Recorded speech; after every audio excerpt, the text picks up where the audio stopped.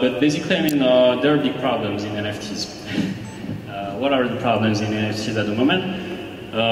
You are buying a property right to an art piece, which is a smart contract. But mostly what's happening is the actual art piece is not on the blockchain. So if you are actually looking at what is the NFT, when it comes to the art itself, it's a JSON file. I don't know if everybody, I mean, I'm assuming we're a majority of developers here. This JSON file is the metadata of the NFT, which is not on the blockchain. So most of what you own is not on the blockchain, is not on your wallet. So you actually have, let's say, like a on which the smart contract is calling and will show the piece of art, but the art is not stored on the blockchain at all. So we're actually talking about data persistence in that case. But say, for example, the $69 million piece of art that you just purchased on the blockchain is on the server, and the server gets smashed. You lose all the art that you were supposed to own, and there is no way on the smart contract to recover any of the art. So that's the big problem you would face these days. I actually found there were recently a pretty cool video by Trevor Noah on the topic, which I could show you. Yeah.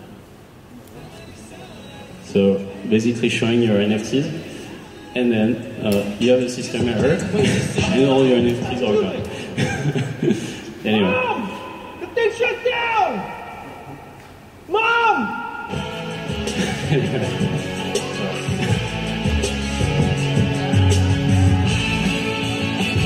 What is doing the TVR of all the NFT bubble. There are different ways. I mean, if you can have basically look more carefully, but here are most of the NFTs today, primarily off-chain, on a server, which can get crashed or DDoS attacked.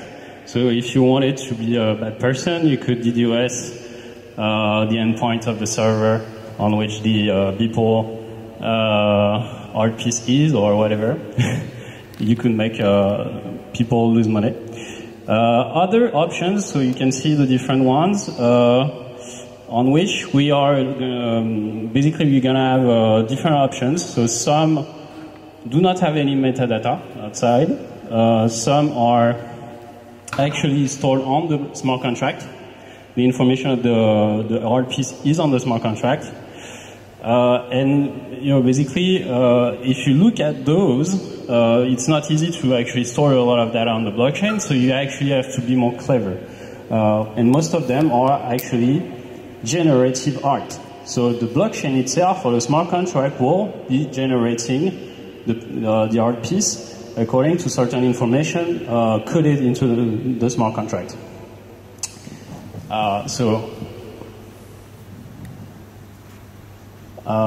That's, I mean, myself, what I've been doing.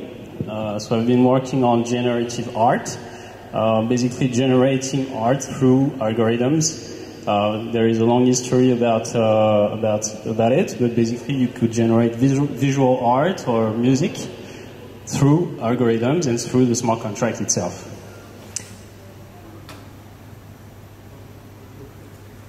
And so that's one of the elements that I've been trying to work on, is basically don't store anything on the server.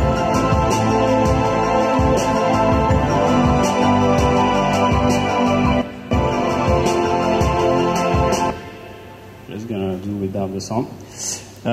Don't store anything on the server, but go back to the physical world. Actual art is the physical piece. So what I've been working on is basically how to generate art from algorithms into the physical realm. So that's one of the elements, basically looking at sound and using sound to generate physical shapes. So you don't actually need anything on the server or somewhere else. You actually are generating the art So every NFT will generate a new shape, and that new shape will be unique on the blockchain as well. So basically, the main idea is immutability and uniqueness, and that's what NFT is usually. Unfortunately, right now, the technology is just about selling PNGs that you could find on Google Image. So yeah, mostly my topic. If you have any questions after, let me know.